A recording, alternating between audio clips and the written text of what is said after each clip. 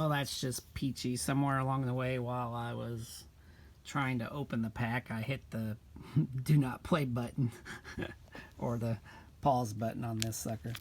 So anyway, I've got these out of there, and here's what's going on. So the John Smoltz card, like I said, is a indicator that somewhere below the John Smoltz card, 4, 5, 6 cards down, I can't remember the exact order, you're also going to find King Griffey Jr. But what I did find in every video I watched, Felix Fermin is always directly above King Griffey Jr. So we're going to go through these cards, and I still got the other one to open here, so you guys can make sure this is a legitimate video. But under John Smoltz, we're going to find Felix Fermin at some point. And then under Felix Fermin, we're going to find King Griffey Jr.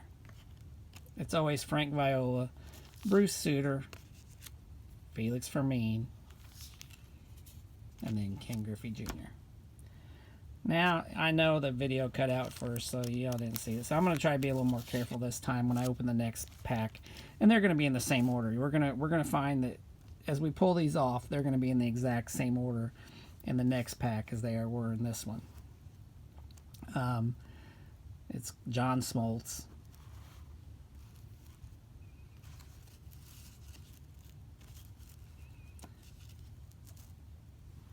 Who's this second one here? John Smoltz. Yeah, Nelson Lanier, Mike Laver, Frank Viola, Bruce Sutter, Felix Fermin, and then the prize, King Griffey Jr. So, knowing that I was going to get a King Griffey Jr. card, I didn't mind overpaying $15 a rack pack for these 2 rack packs, knowing that I'm going to get not only a John Smoltz, but I'm also going to get a King Griffey Jr. card. So, here we go. Let's go ahead and open this second one here. I'm going to try to stay on the camera this time so that it's all legit.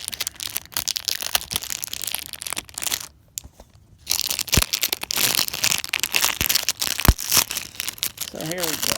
Here we go. There's the John Smoltz.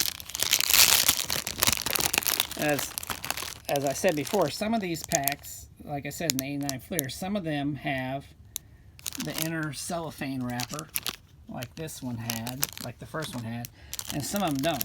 See, this one doesn't have one.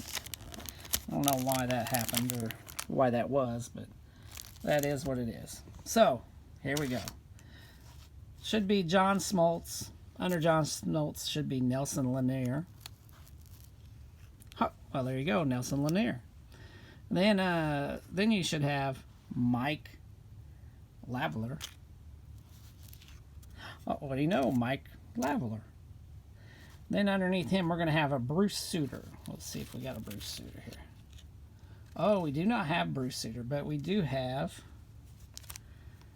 Frank Viola. Oh, I'm sorry. Frank Viola was before Bruce Sutter. I'm sorry. Frank Viola was first, then Bruce Sutter. Sorry about that. There's the Bruce Sutter card. Bruce Sutter. There he is. Then we have, once again, Felix Fermin. And underneath Felix Fermin is, you guessed it, it's going to be a Ken Griffey Jr. card. Boom. There it is. So, lessons learned.